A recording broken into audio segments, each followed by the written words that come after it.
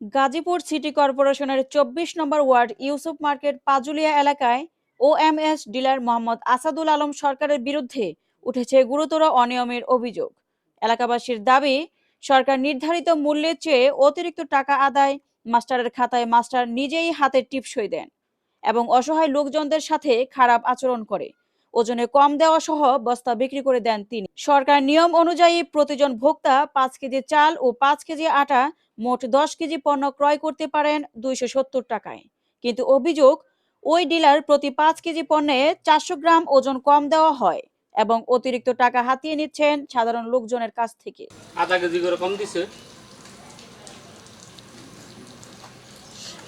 ইদান এই যে সামনে তো আমরা নিচে আইন মাইকে দেখাইমু। দেন মাপ দেন।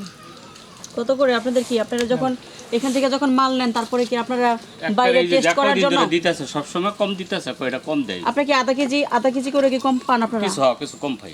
মানে শুরু হ্যাঁ শুরু করার সময় নিছেন? আমি নিছি একটা প্রথম দই দিছেন, একটা প্রতি ফার্স্টে। আচ্ছা, প্রথম দিকে দেখেন আপনি দেখাই নিছেন। আরেকটা প্রশ্ন জিজ্ঞেস করি, এখানে তো মোটামুটি সবাই ৫ কেজি করে হ্যাঁ, মনে করেন বস্তা অনেকটি রাখা দেয়। হ্যাঁ। 10 রাখা দিয়ে 10 কেজি 15 কেজি করে লাস্টে দিয়ে দেয়।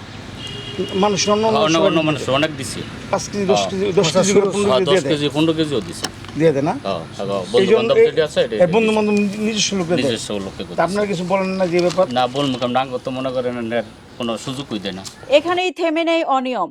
পরিচিত মুখ ও নিজস্ব লোকজনকে একসঙ্গে ১০ কেজি আটা ও ১০ কেজি চাল চড়া দামে বিক্রি করেন এমন অভিযোগ করেছেন ক্ষতিগ্রস্ত মানুষজন। এখানে আপনার চাল, এটা চালের আটা হচ্ছে আসছে 15 ব্যাগ, 15 × 50, 15 × 50 হবে 750 কেজি। ভাগ হচ্ছে আপনার হচ্ছে 5 কেজি, দিবেন হচ্ছে 150 জনের। আপনি কিন্তু 200 জন কীভাবে লিখলেন?